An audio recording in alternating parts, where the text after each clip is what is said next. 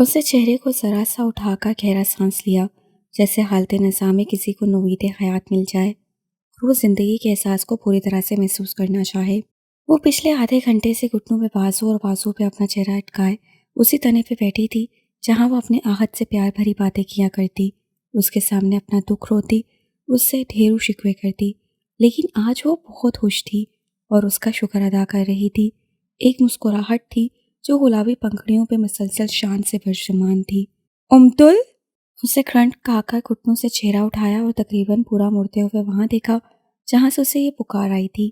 بڑی بڑی آنکھوں والی ایک لڑکی ہاتھ میں آئس کریم کون تھامے اسے دیکھ رہی تھی۔ پہلے مجھے شک تھا مگر اب یقین ہے کہ تم امتل ہو۔ امتل آہت یا امتل واحد؟ یا وہ جیسے کسی سوچ میں پڑی۔ امتل آہت کہو یا امتل واحد، بس امتل رہنے دو، دیوی نہ بنانا۔ اس سے جیسے دل ہی دل میں اس سے التجا کی۔ کس سوچ میں پڑ گئی لڑکی؟ اسے خیالوں سے نکال کر ایک کون اس کی طرف بڑھائی جسے تھامنے میں وہ متمل تھی۔ لے لو بھائی، تمہارے لیے ہی لائی تھی، مجھے امید نہیں کہ تم مجھے بیٹھنے کا کہو گی۔ میں آئے؟ زبردستی کون اس کے ہاتھ میں تھما کر اسے تنے کے سامنے پڑے بڑے سے پتھر پر بیٹھنے کی اجازت مانگی۔ شور! اس سے آہستگی سے سر ہلایا۔ ہاں بھائی، اب بتا ہی دو یہ کیا مسٹری ہے؟ امتل آہت یا امتل واحد؟ درگا دیوی، اس رات سے جلدی سے پردہ اٹھا دو ورنہ مجھے ساری رات نیند نہیں آنے والی۔ اس لڑکی نے پتھر پر برجمہ ہوتے ہی شور مچایا، لیکن پھر سامنے والی ہی آنکھوں میں اجنبیت کی جھلک دیکھ کر شرمندہ سی ہوئی۔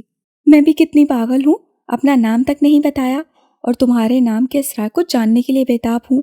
ہے جناب، میرا نام بہت ہی عظیم ہستی کے نام پر ہے جو ام المومنین بھی ہیں اور خلفائے راشدین میں سے دوسرے خلفاء کی صاحبزادی بھی، سمجھی؟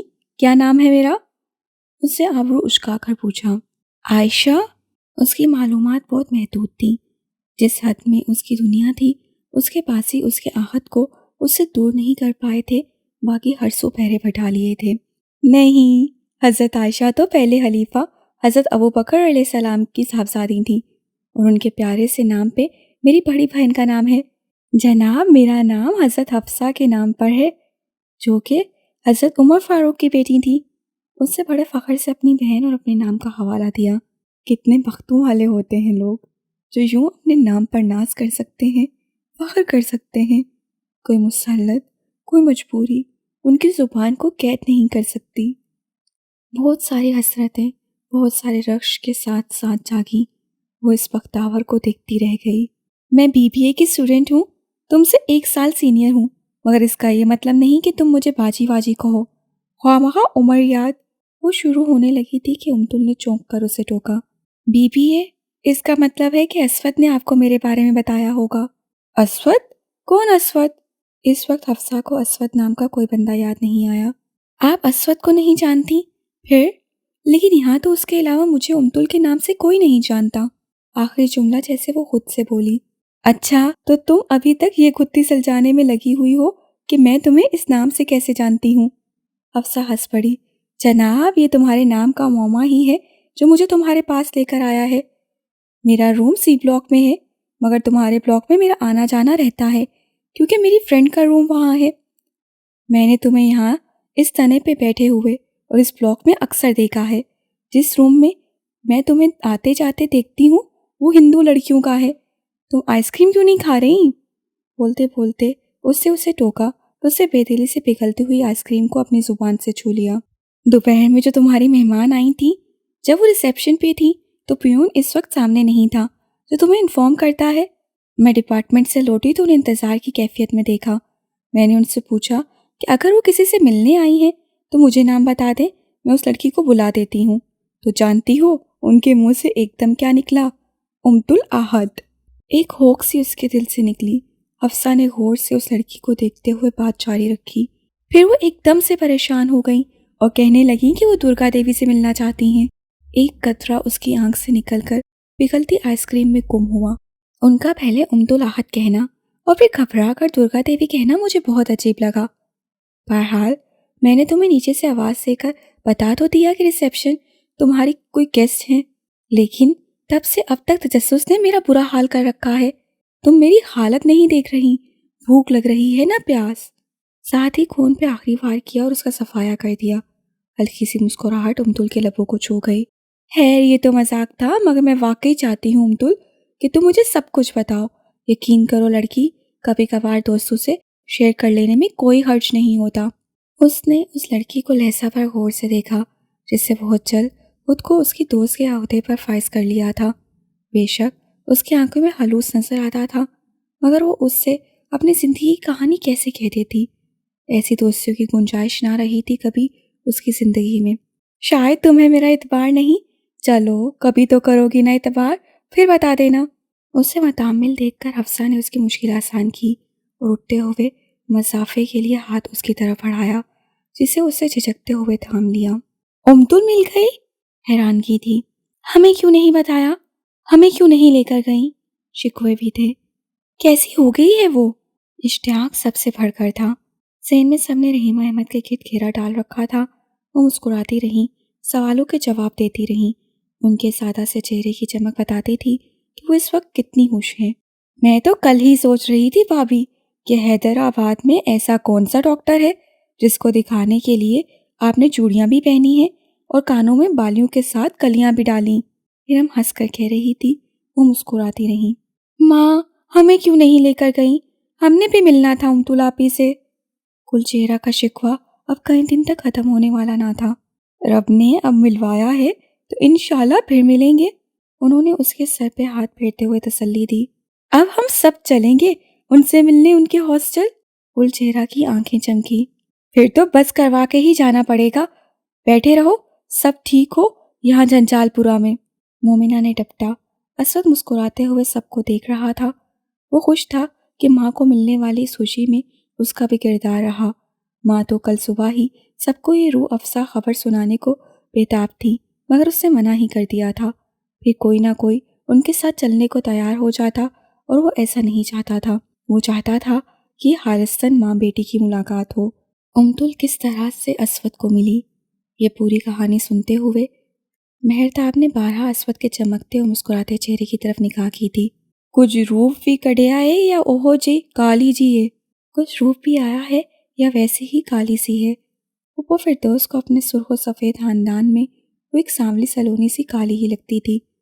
ایسے سوالوں کے جواب رحیمہ احمد کے پاس نہ ہوتے تھے، اس لیے چپ ہو رہیں۔ انجمن کا دھیان آج کام سے زیادہ اس تازہ ترین خبر کی طرف تھا۔ آج صبح ہی پوری بھینس سے بچڑا دیا تھا۔ اب اسے سمجھ میں نہ آ رہی تھی کہ اس گھر سے باہر نکلتے ہی کون سی خبر عام کرنی ہے۔ بہت ذہن لڑانے کے بعد سمجھ میں آیا کہ رحیمہ بھابھی کی بچھڑی بیٹی کے مل جانے کی خبر میں زیادہ دم ہے۔ اس کی ماں پینو خوش ہو جائے گی، جو اکثر آہیں بھر بھر کے چودھری احمد یعقوب کی بیٹی کا ذکر کیا کرتی تھی۔ امتل یونیورسٹی پہنچ گئی اور ہم گھر بیٹھے ہیں، جب پڑھنے کا نام لو مشورہ مل جاتا ہے BA کر لو۔ وہاں مومنہ کے اپنے دکھ شروع ہو گئے تھے۔ کتنا دل چاہتا تھا اس کا یونیورسٹی میں پڑھنے کا، یاسر اور اسود کی طرح، مگر اسے اجازت نہ ملی تھی۔ اکیلی لڑکی کو کیسے بھیج دیں یونیورسٹی؟ امی کے اعتراض ہی روڑے پتھر تھے اس کی راہ میں۔ تو اس جنجال پورا کو بھی ساتھ لے جاؤں کیا؟ وہ پٹکتی۔ اور کوئی نہ صحیح، میں تو ساتھ جاؤں گی۔ امی، یاسر بھائی اور اسود بھائی کے ساتھ تو آپ نہیں گئی؟ وہ تو لڑکے ہیں، اکیلے رہ سکتے ہیں، بیٹی کو اکیلا نہیں چھوڑ سکتی میں۔ پھر ایسا کریں چودھری نگر کی ساری عوام اور مچے گائیں بھی ساتھ لے چلیں، وہ چڑھ کر کہتی تھی، مگر آج اس سے بڑے پیار سے امی کے گلے میں باہیں ڈالتے ہوئے جواب دیا تھا۔ امتل ہے نا، میں اکیلی کیسے ہوں گی؟ امتل آخر ان کی زندگی میں ایسے لوٹ آئی تھی جیسے کئی ہی نہ تھی۔ رحیمہ احمد ہلکا سا مسکرائی۔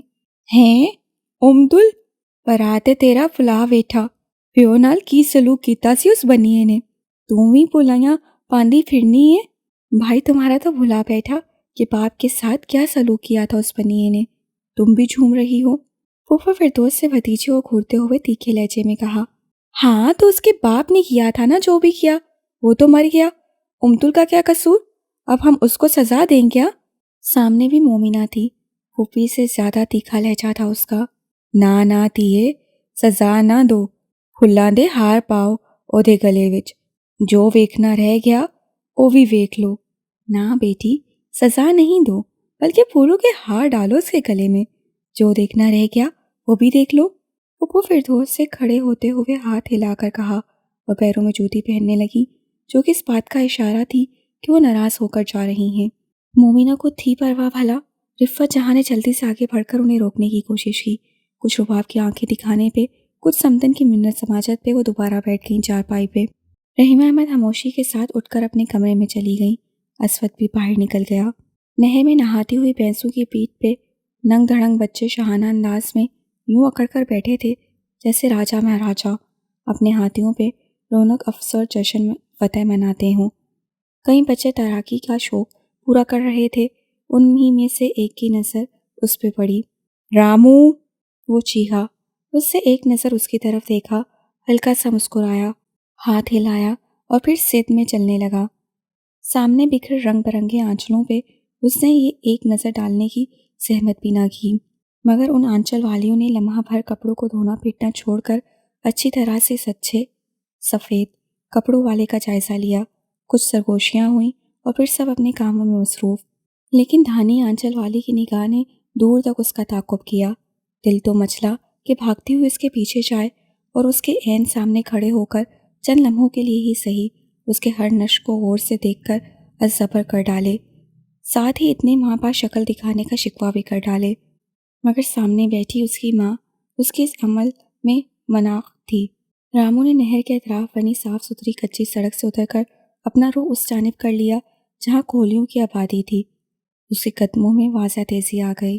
سب سے پہلے منگل کی نظر اس پہ پڑی، جو باہر پڑی چارپائی پہ موتی کے ساتھ لیٹا ہوا تھا۔ منگل کے اچھل کر اٹھنے پہ موتی بھی چکنا ہو کر اٹھا۔ منگل اپنی ماں کو اطلاع دینے کے لیے اندر کی جانب لپکا، لیکن پھر رامو کے ہاتھ میں موجود بڑے بڑے تھیلے دیکھ کر شش و پنج میں پڑ گیا کہ اندر اپنی ماں کو اس کی آمد سے متعلق مطلع کرے، رامو سے ملے، یا پھر اس کے ہاتھ سے وہ تھیلے اپنی تحویل میں لے جن میں شہر کی جانے کیا کیا سوغاتیں تھیں۔ رامو آئے رو! رامو آ گیا۔ بالآخر اس کے قابل دماغ نے مشورہ دیا اور وہیں سے بلند آواز میں صدا بلند کرتے ہوئے اس کی جانب بڑھا۔ اس سے ہاتھ ملا کر اس کے بائیں جانب آیا، جس ہاتھ میں اس نے وہ 3 تھیلے پکڑے ہوئے تھے۔ اتنی دیر میں اندر سے مختلف رنگوں کے مختلف عمروں کے بچوں کا جم غفیر امڑ آیا، جو اس کے چاچے پھوپھیوں کے بچے تھے۔ وہ اس کے ارد گرد یوں جمع ہوئے جیسے میٹھے کے گرد بھنبھناتی مکھیاں۔ منگل اس کے مزید نزدیک ہوا۔ رامو نے مسکراتی نظر ان سب پہ ڈالی اور مٹی دھول میں اٹے ان بچوں کے ساتھ ہاتھ ملا کر نرم لہجے میں ان کا حال احوال پوچھنے لگا۔ جس بچے نے شلوار پہن رکھی تھی اس سے قمیص پہننے کا تکلف نہ کیا تھا، اور جس سے قمیص اڑس رکھی تھی وہ شلوار کی قید سے آزاد تھا۔ ان سب کے بیچ وہ رستہ بھٹک کر ادھر آ نکلنے والا کوئی راجکمار ہی تو لگ رہا تھا۔ وہ بنا گن کھائے، بنا بیزاری دکھائے ان میں گھل مل گیا۔ اتنی دیر میں کملا کاکی اپنے نومولود بچے کو کمر میں دبائے نومادار ہوئی اور والہانہ انداز میں اس کی طرف بڑھی۔ وہ ان کی جانب لپک کر ان سے ملا اور پھر ان کی اوڑھنی سے جھانکتے بچے کی گالوں پہ پیار کیا۔ وہ لڑکا تھا کہ لڑکی یہ وہ بھول گیا، کیونکہ اس کی پیدائش سے اگلے روز اسی کاکی کی لڑکی کے گھر بھی ولادت ہوئی تھی، اس لیے اسے یاد نہ رہا تھا کس کے گھر بیٹا ہوا تھا اور کس کے گھر بیٹی۔ کملا کاکی اسے بچوں کی جھرمٹ میں لے کر گھر کی طرف بڑھی۔ اماں کدھر ہیں؟ وہ مزید صبر نہ کر سکا اور بھاڑ کرتے ہی سوال کیا۔ پھٹی کپاس چننے گئی ہے۔ اس پل رام کھولی کے اندر ڈھیروں تھکن اتر گئی۔ یہ تھکن 1.5 گھنٹے بس کے سفر اور 2 کلومیٹر پیدل چل کر آنے کی نہ تھی، یہ وہ تھکن تھی جو پورا دن بے زبان جانوروں کی طرح جتنے پہ اس کی ماں کی بوڑھی ہڈیوں میں اتری ہوگی۔ کدھر؟ تھیلے کاکی کے حوالے کرتے ہوئے پوچھا۔ جواب ملتے ہی وہ پلٹا اور تیز قدموں کے ساتھ ان زمینوں کی طرف بڑھنے لگا۔ سورج کا غصہ ٹھنڈا پڑنے لگا تھا، دھوپ ماند پڑ رہی تھی، گلابی شام اترنے والی تھی، مگر رام کھولی کو لگ رہا تھا کہ ان کی زندگیوں میں انگارے اگلتی قہر برساتی دھوپ ٹھہر گئی ہے۔ نہر کنارے بیٹھی دھانی آنچل والی نے ایک بار پھر اس کے اٹھتے قدموں کو گنا۔ کپاس کے پودے پر جھکی اس کی ماں اسے دیکھ نہیں پائی، اسے پیچھے سے جا کر اس کی آنکھوں پہ ہاتھ رکھا۔ رامو مارو ڈیکرو، میرا بیٹا۔ یہ خوشبو والا کسی اور کی ہو سکتی تھی جو اس کے بیٹے کے وجود سے اٹھتی تھی۔ رامو نے مسکراتے ہوئے اس کا رخ اپنی طرف موڑا۔ گنگا نے اس کا چہرہ اپنے گہرے سانولے ابری ہڈیوں والے ہاتھوں میں تھاما اور کتنی ہی دیر تک اسے تکتی رہی۔ رامو نے اس کے کانپتے لرزتے وجود کو اپنی باہوں میں لے لیا اور اس کے بالوں پہ اپنے ہونٹ رکھ دیے۔ پسینے، دھوپ اور مٹی نے اس کے جسم میں عجیب سی بو پیدا کر دی تھی۔ اسے وہ مشک محسوس ہو رہی تھی جس کے لیے وہ مہینوں ترستا تھا۔ اس کی برادری کی عورتیں اپنا کام چھوڑ چھاڑ کر اس سے گرد جمع ہونے لگیں۔ وہ ان سے ملنے لگا۔ گنگا نے اپنی پشت پہ بندھی چادر کھولی جس میں روئی چن چن کر ڈالی گئی تھی۔ اس نے اس چادر میں جمع شدہ محنت کو روئی کے اس پہاڑ پہ پھینکا جو اسے دن بھر خون پسینہ بہا کر کھڑا کیا تھا۔ جس کا ڈھیر جتنا بلند ہوتا اس کو اتنی اجرت ملتی بھی یا نہیں یہ بھی پکا کب تھا۔ شاید وہ اجرت ان کی نسل در نسل چلتے قرضے کے سمندر میں کہیں غرق ہو جاتی۔ گنگا نے پاس کھڑی عورت کو اپنی جمع کی ہوئی روئی سے متعلق چند ہدایات دیں اور بیٹے کے ساتھ چل دی۔ نہر کے پل کے قریب پہنچ کر رامو نے اس کا ہاتھ تھاما اور 2-2.5 فٹ چوڑا وہ پل اس کے پیچھے پیچھے پار کرنے لگا۔ جس پل کو وہ ہر روز کامتے کامتے بنا نیچے بہتے پانی کو دیکھے رام رام کرتے پار کیا کرتی تھی، آج رام کے مضبوط ہاتھوں میں ہاتھ دیے متوازن قدموں سے اسی پل پہ چل رہی تھی۔ دھانی آنچل غائب ہو چکا تھا۔ اور یہ تیرے لیے بھاگن۔ رامو نے ہار، بندے اور کلپ نکال کر اپنے چھوٹے کاکا کی لڑکی کی طرف بڑھائے جو چارپائی کے پائے سے لگ کر کھڑی سلیقے سے سر پہ جمائی گئی اوڑھنی کا پلو دانتوں میں دبائے شرمائی سی کھڑی تھی۔ رامو کے ہاتھ میں ان چیزوں کو دیکھ کر مزید شرما گئی اور ساتھ والے بچے کو دھوکہ دے کر رامو سے وہ چیزیں پکڑ لینے کا اشارہ کیا۔ نہیں، تم خود لو۔ رامو نے ہاتھ پیچھے کرتے ہوئے اسے اپنے پاس بلایا۔ وہ شرماتی ہوئی سست چہرے کے ساتھ اس کے قریب آ گئی اور جھکی نظروں کے ساتھ ہاتھ آگے بڑھا دیا۔ رامو نے اس کا ہاتھ تھام لیا۔ یہ بال تمہارے کس نے بنائے ہیں؟ اسے دوسرے ہاتھ سے اس کی 2 چوٹیوں میں سے ایک کو تھام کر پوچھا۔ اماں نے، اسے یوں ہی نظریں جھکائے جھکائے جواب دیا۔ رامو سے تنگ کرنے کے لیے اور سوال پوچھنے لگا اور وہ ویسے ہی جھجکتی شرماتی رہی۔ وہ ایسی ہی تھی۔ گھر میں کوئی بھی آ جاتا وہ شرمائی گھبرائی اوڑھنی کا پلو دانتوں میں دبائے سب سے پیچھے بیٹھی رہتی اور گاہے بگاہے مہمانوں پر یوں نظر ڈالتی کہ چوری پکڑی نہ جائے۔ سامنے سے ہٹتی بھی نہیں کہ مہمان اسے بہت اچھے لگتے تھے۔ رامو مہمان تو نہ تھا مگر پھر بھی مہینوں بعد 2-4 دنوں کے لیے آنا اسے مہمان ہی بنا دیتا تھا۔ بچے معمولی تحفے پا کر یوں خوش تھے جیسے ہفتوں اقلیم کی دولت ان کے ہاتھ لگ گئی ہو۔ رامو کے ہاتھ میں اگر اس دولت کی کنجی ہوتی تو اس سے بھی ان سب پہ لٹانے میں تامل نہ کرتا۔ رامو، تیرے کو خبر ہے ویر دولہا بن کر کیا تو کیسا لگ رہا تھا؟ منگل نے اپنا تحفہ پا لیا تو خبرنامہ نشر کرنے کا دھیان آیا۔ اتنا بڑا نوٹوں والا ہار پہنا تھا اس نے۔ اسے اپنے سر سے لے کر پیر کی طرف اشارہ کیا۔ اس ہار کو یاد کر کے اس کی آنکھوں میں آج بھی چمک آئی۔ رامو ہلکا سا مسکرایا۔ رامو، خبر ہے اس کی لاڈی دلہن کے وار بال یہ۔ ہار کی لمبائی چوڑائی سے نکل کر منگل دلہن کی زلفوں کی لمبائی گہرائی تک آیا۔ جب رامو نے سفر میں کوئی دلچسپی نہ دکھائی تو وہ اس کے مزید قریب ہوا۔ رامو، خبر ہے رادھا کاکی پیٹ امید سے ہے۔ اسے سنسنی پھیلانے والے انداز میں خبر دی۔ رامو سے کھور کر رہ گیا۔ پہلے پہل تو وہ ان چھوٹے بچوں کے منہ سے ایسی باتیں سن کر سن ہو جاتا تھا جو نہ لکھنا پڑھنا جانتے تھے، جہاں نہ ٹی وی جیسی عیاشی میسر تھی۔ اکلوتا ریڈیو بھی پاپا کے قبضے میں رہتا۔ پھر ان بچوں نے یہ باتیں کہاں سے سیکھ لیں؟ ان کی بے باکی کی وجہ کیا ہوئی؟ ان کی معصومیت گھائل کہاں ہوئی؟ اب وہ سمجھنے لگا تھا۔ کتنی بار کہا ہے فضول باتیں مت کیا کرو۔ رامو نے چارپائی سے اٹھتے ہوئے اسے ڈانٹا۔ کوڑ جھوٹ تھوڑی ہے۔ اس کے پیچھے سے آواز آئی۔ بھلے کاکی سے خود پوچھ لے۔ رامو سر تعصب میں ہلاتے ہوئے اس کونے کی طرف آیا جہاں اس کی ماں اس کو کھانا کھلانے کے بعد اب کھلے آسمان تلے اس کے لیے چائے پکا رہی تھی۔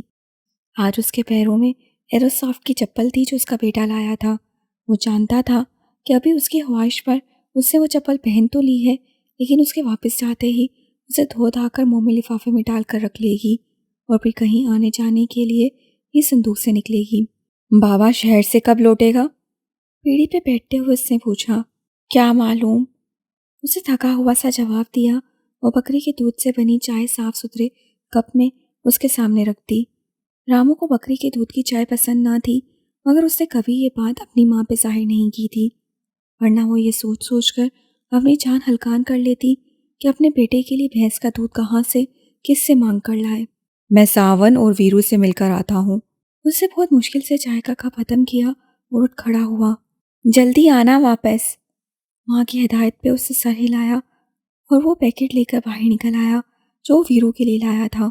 अभी उसने उसको मनाना भी था कि उसकी शादी में ना आ पाया था। रामू, रामू! मंगल उसके पीछे भागता हुआ आया।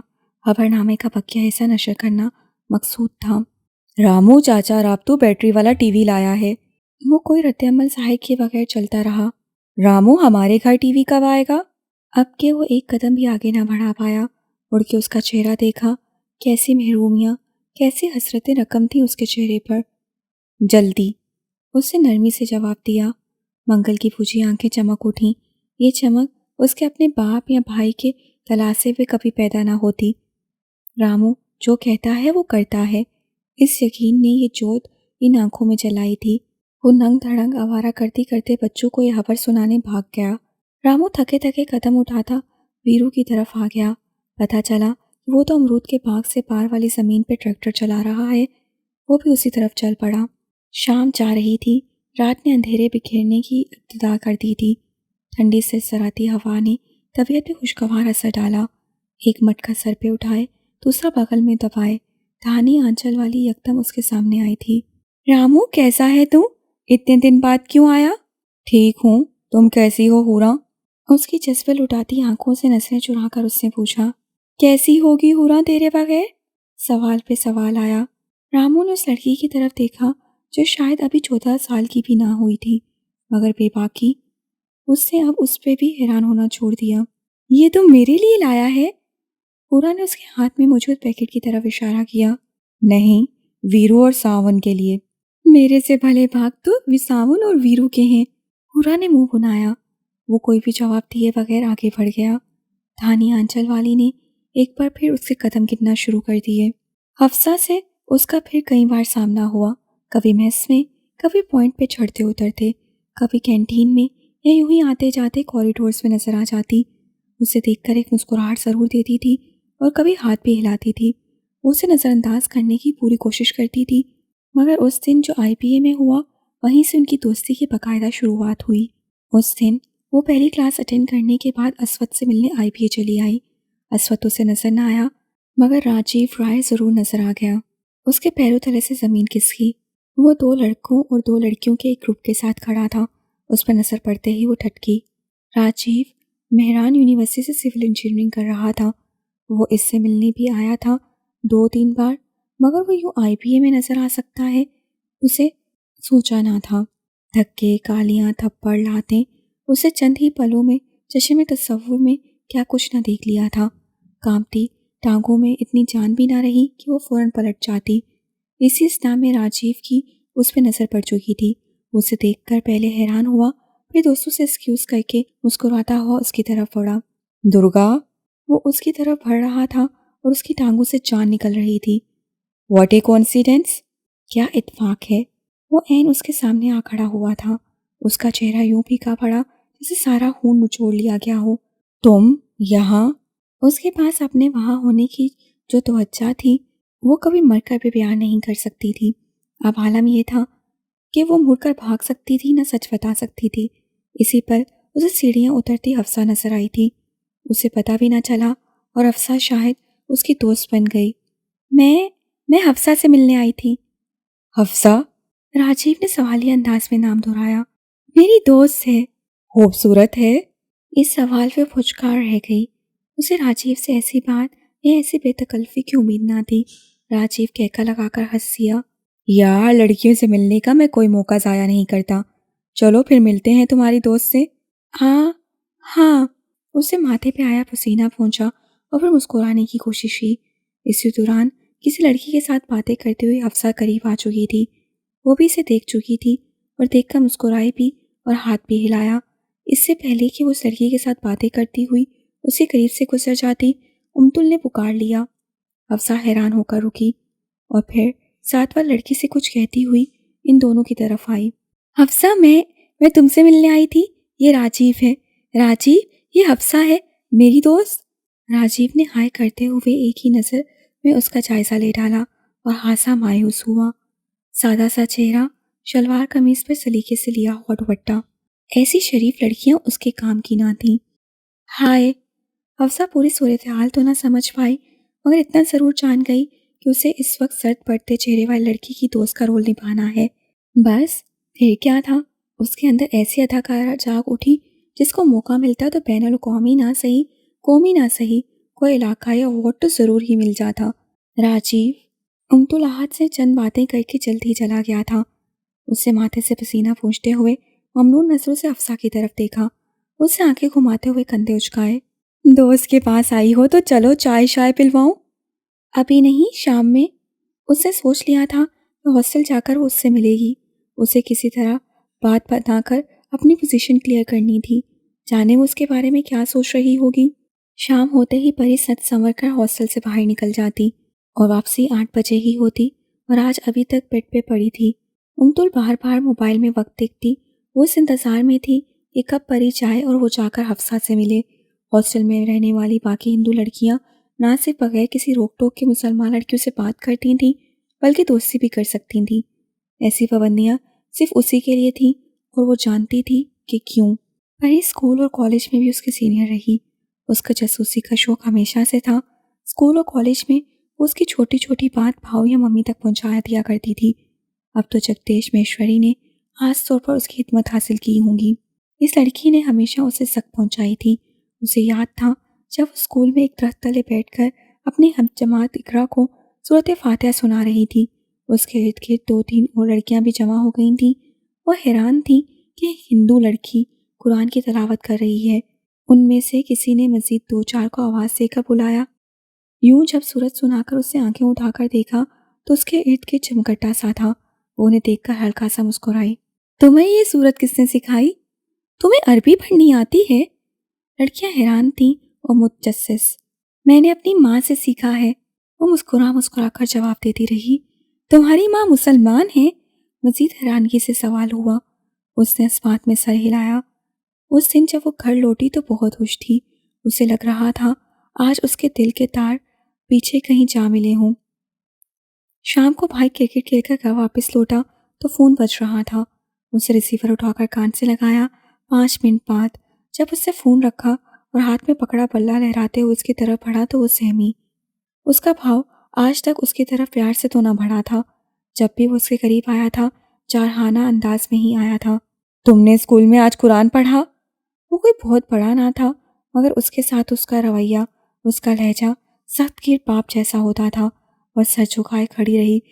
پوچھ رہا ہوں میں کچھ تم سے، جواب دو۔ بھاؤ نے اس کے بال پکڑ کر پیچھے کو کھینچتے ہوئے اس کا چہرہ اوپر اٹھایا۔ اس کی آنکھوں میں تکلیف اور ڈر کے مارے آنسو آنے لگے۔ بھاؤ پہ کبھی بھی اس کے آنسو اثر انداز نہ ہوئے تھے، ابھی بھی اس نے اس کی پونی چھوڑی نہیں۔ بولو۔ جی، اس کے منہ سے نکلا۔ بھاؤ نے اس کے بال چھوڑ کر اس کے منہ پہ زوردار تھپڑ مارا تھا اور کچھ گالیاں بھی دی تھیں۔ ایسے وقت میں اسے سرمائی گیٹ والا بڑا سا گھر یاد آیا جہاں سفیان بھاؤ رہتے تھے اور اسے کبھی نہیں مارتے تھے۔ تم نے اسکول میں یہ کہا کہ ممی مسلمان ہیں؟ میں نے کہا تھا کہ ماں مسلمان ہیں، وہ روتے ہوئے بتا رہی تھی۔ بھاؤ نے اس کے جملے کا تجزیہ کرنے میں وقت ضائع نہ کیا اور بہن کو سبق سکھانے کا ارادہ کر لیا۔ کتنی توہین کی بات تھی اس کے لیے کہ اس کی بہن قرآن پڑھتی ہے، اپنی ماں کو مسلمان کہتی ہے۔ کیا سوچتی ہوگی پری؟ منموہن اور اوم کو پتہ چلتا تو کتنا مذاق اڑاتے وہ اس کا، اور شوبھا، وہ تو شاید اس کی طرف دیکھنا ہی چھوڑ دیتی۔ آخری سوچ زیادہ حاوی رہی۔ نومری کا پیار جان لینے اور دینے کی طاقت رکھتا ہے۔ وہ شوبھا کو کھونے کا تصور بھی نہ کر سکتا تھا۔ اس سے ہاتھ میں پکڑا بیٹ اس پہ برسانا شروع کر دیا۔ اس کی چیخیں ممی کے کانوں تک پہنچی تو وہ بھاگ کر پہنچی، مگر جب تک وہ اتنا مار چکا تھا کہ وہ زمین پر گٹھڑی کی صورت پڑی تھی۔ ممی کو دیکھ کر بھی وہ باز نہ آیا جب تک کہ ممی نے بیٹ اس کے ہاتھ سے کھینچ نہ لیا۔ شرم نہیں آتی تمہیں بہن کو مارتے ہوئے؟ ممی نے بیٹ پرے پھینکتے ہوئے بھاؤ کو تھپڑ مارا اور اسے زمین پر سے اٹھانے کے لیے جھکی۔ وہ اٹھ نہ پائی۔ بھاؤ نے گال پر ہاتھ رکھتے ہوئے شعلہ بار نگاہوں سے ممی کو اس کا سر اٹھا کر اپنی گود میں رکھتے دیکھا اور رستے میں پڑی ہر شے کو ٹھوکر مارتے ہوئے گھر سے باہر نکل گیا۔ رات کو اس کی پیشی ڈیڈی کے سامنے ہوئی تھی۔ ڈیڈی نے اسے 3 تھپڑ مارے تھے۔ اس سے پھر نفرت کے ساتھ بہن کی طرف دیکھا جو ماتھے اور بازو پہ پٹی باندھ کے بیٹھی تھی۔ وہ غلط کر کے بھی ممی اور ڈیڈی کی نظر میں چھوٹی تھی، مظلوم تھی، معصوم تھی۔ یہ آپ کی لاڈلی، اسکول میں مسلمان لڑکیوں کے ساتھ دوستی کرتی ہے، انہیں قرآن سناتی ہے اور کہتی ہے کہ مسلمان ماں کی بیٹی ہے۔ جگدیش کو ممی ڈیڈی کے سامنے ثابت کرنا تھا کہ ان کی بیٹی چھوٹی ضرور ہے مگر اتنی بھی معصوم نہیں، اتنی بھی مظلوم نہیں، اور وہ کامیاب رہا تھا۔ ممی کے ہاتھ سے گلاس ٹوٹا اور ڈیڈی کتنی ہی دیر ساکت کھڑے رہے۔ اس دن کے بعد سے اس کے لیے شدی چلائی گئی۔ یوں تو ہندوستان میں یہ شدی تحریک دوسرے مذاہب کے پیروکاروں، خاص طور پر مسلمانوں کو ہندو بنانے کے لیے چلائی گئی تھی، مگر یہاں عمر کوٹ میں رام مہیشوری اور گایتری دیوی کو اپنی ہی بیٹی کے لیے شدی چلانی پڑی۔ وہ جو سمجھ رہے تھے کہ وقت کے ساتھ خود بخود سب ٹھیک ہو جائے گا، اس دن کے بعد سے اس غلط فہمی سے نکل آئے۔ بھارت سے خاص طور پر گنگا جل منگوا کر اس کا اشنان کروایا۔ سانگھڑ، عمر کوٹ، اسلام کوٹ کے ہر چھوٹے بڑے مندر میں ماتھا ٹیکنے کو لے کر گھر میں کئی قسم کی پوجا رکھوائی گئی۔ رشتہ دار، دوست احباب جس نے جو مشورہ دیا اس پہ عمل کیا، اور پھر انہیں لگنے لگا کہ وہ کامیاب ہو گئے ہیں۔ ان کی بیٹی نے نماز پڑھنی چھوڑ دی تھی، ان کی بیٹی نے قرآن پڑھنا چھوڑ دیا، ان کی بیٹی اپنا نام درگا دیوی بتانے لگی۔ پری، باہر فہد کھڑا ہے، تمہیں بلا رہا ہے، تم اس کا فون بھی نہیں لے رہی۔ سنتوشی جو ابھی کمرے میں داخل ہوئی تھی، اس کی آواز نے اسے چونکایا۔ ایک گہری سانس خارج کرتے ہوئے وہ ماسی کے ایک تکلیف دہ باب سے باہر نکلی۔ کرتا رہے انتظار، پری کروٹ بدلتے ہوئے بیزاری سے بولی۔ اس کا مطلب تھا کہ وہ آج شام ہاسٹل سے باہر نہیں گزارنے والی۔ یہ لڑکی بھی نا جونک ہے پوری، اس سے کتاہٹ سے سوچا۔ اس شام جب جگدیش مہیشوری نے اسے بیٹ کے ساتھ پیٹا تھا، تب تو اسے علم نہ ہو سکا کہ اس تک یہ بات پہنچی کیسے، مگر آہستہ آہستہ اس پہ کھلنے لگا تھا کہ پری اس کی شکایتیں لگاتی ہے، کبھی بھاؤ سے، کبھی ممی سے۔ کالج میں اسے محسوس ہونے لگا تھا کہ وہ باقاعدہ اس پہ نظر رکھتی ہے۔ اسے یقین تھا کہ اب وہ یہ کام پہلے سے زیادہ مستعدی کے ساتھ کرتی ہوگی۔ اس شام وہ حفصہ سے ملنے نہ جا سکی۔ غلاف چڑھا لیا کرو انہیں۔ ممی کی آواز مومنہ کے سماعتوں تک بھی پہنچی تھی، مگر سب کو حیرت تب ہوئی جب امی کو پلٹ کر جواب دینے کی بجائے وہ سر جھکائے بیٹھی رہی۔ امی کا اگلا ڈائلاگ تھا، یہی تمیز سکھاتے ہیں تمہیں یہ رسالے کہ ماں کو آگے سے جواب دو۔ افسوس، صد افسوس، انہیں یہ ڈائلاگ ادا کرنے کا نادر موقع نہ ملا۔ دوسری طرح مکمل چپ محسوس کر کے پہلی بار سنجیدگی کے ساتھ اس کی صورت دیکھی۔ اس کی آنکھوں میں موٹے موٹے آنسو تھے۔ نہ تو کیا ہوا، ماں نہیں مر گئی تمہاری، رسالہ ہی تو پھٹا ہے۔ امی کو مزید غصہ آیا۔ اندر ولی ارم سے 2 تھپڑ کھا کر حلق پھاڑ پھاڑ کر رو رہا تھا، باہر یہ سوگ منانے بیٹھی تھی۔ مومنہ کے آنسوں میں مزید تیزی آئی۔ سلسلے وار ناول جس کی قسط کا پورا مہینہ انتظار کیا، وہ بھی پڑھ بھی نہ پائی تھی کہ ولی نے ڈائجسٹ کی آخری رسومات ادا کر دی۔ چہرہ تک ٹھیک طرح سے دیکھنے نہ دیا، اور امی کہہ رہی تھی کہ رسالہ ہی تو پھٹا ہے۔ اب امی کو کیا پتا کہ اس کا دل پھٹ کر رہ گیا۔ اس قسط میں تو ہیرو نے ہیروئن کی غلط فہمی دور کرنی تھی، پھر شاید محبت کا اقرار بھی اسی قسط میں کرتا۔ یہ نفس کی کتابیں تو نہ تھیں، ارم کے بچے پھر بھی جانے کہ ان کے دشمن تھے۔ آج تو حد ہی ہو گئی، آج تو حد ہی ہو گئی۔ یہ بات جب سر، منہ اور کھال کے بنا والا ڈائجسٹ لے کر کمرے سے برآمد ہوئی تو مومنہ کا ماتھا ٹنکا۔ فوراً اس کے ہاتھ سے رسالہ لے کر دیکھا۔ رسالہ اسی مہینے کا تھا اور کاروائی ہو چکی تھی۔ اندر سے بھوکلائی ہوئی عروہ برآمد ہوئی۔ ولی کے حلق میں کاغذ پھنس گیا، اسے سانس نہیں آ رہا۔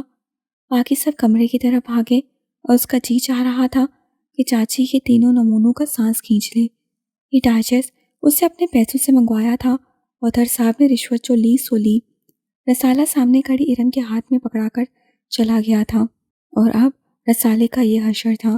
اچھا، میں اپنی بیٹی کو اور منگوا دوں گی۔ رحیمہ احمد نے پیار سے اس کے سر پہ ہاتھ پھیرا۔ اور ملے گا نہیں، آتے ہی ختم ہو جاتے ہیں، ایک دن بھی لیٹ جائیں تو ملتا نہیں۔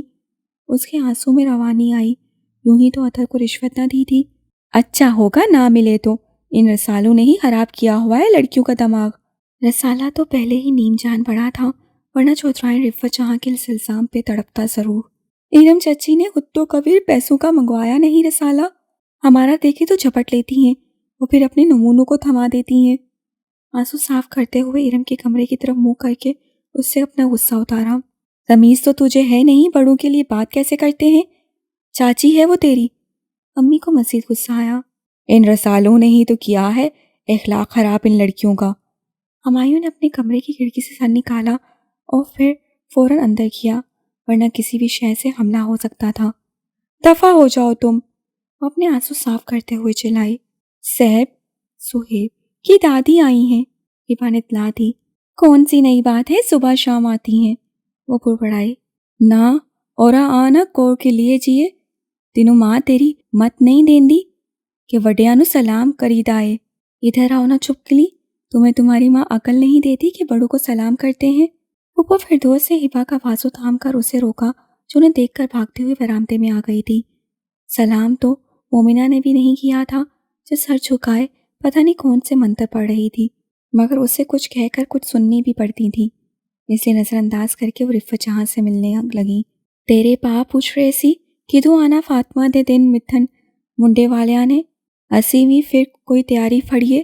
تمہارے بھائی پوچھ رہے تھے کہ فاطمہ کی شادی کی تاریخ کب رکھنے آئیں گے لڑکے والے، ہم بھی پھر کوئی تیاری کریں۔ پھوپھا شادی کی بات بتاتے ہوئے برآمدے میں رکھ کے صوفے پہ بیٹھی۔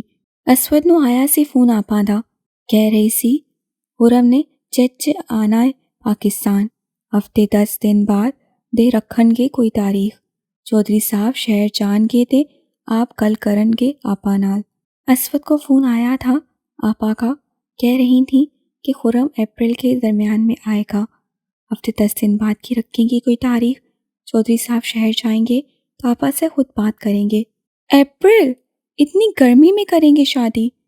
مومنہ نے ٹیچس کے غم سے نکل کر حساب کتاب کیا اور چلائی۔ آپ لوگ ٹانگوں کے بغیر والی مرغیاں پکاتے ہیں کیا؟ حفصہ نے سامنے پڑے پلیٹ کو کاؤنٹر پہ کھسکاتے ہوئے ادا قاسم کو گھورا۔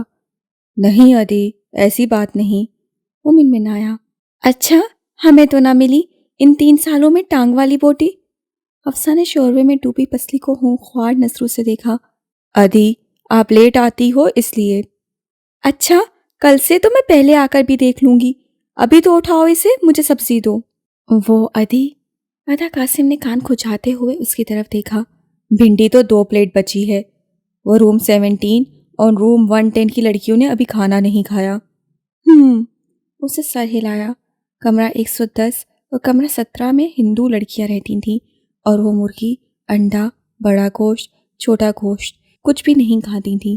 سنا ہے کہ کچھ ہندو مچھلی، مرغی اور انڈے کھا لیتے ہیں، مگر اس سے کم از کم آج تک ہاسٹل میں ایسی کوئی لڑکی نہ دیکھی تھی، اس لیے میس میں اور کسی کے لیے بچے یا نہ بچے ان کے لیے خاص طور پر سبزی رکھی جاتی تھی اور اس پہ کوئی اعتراض اور بحث بھی نہ کرتا تھا۔ اچھا چلا لاؤ ادھر، کل سے اگر تم نے مجھے کوئی اچھی بوٹی نہ دی تو یہ شوربے والا دیگچا الٹ دوں گی تمہارا۔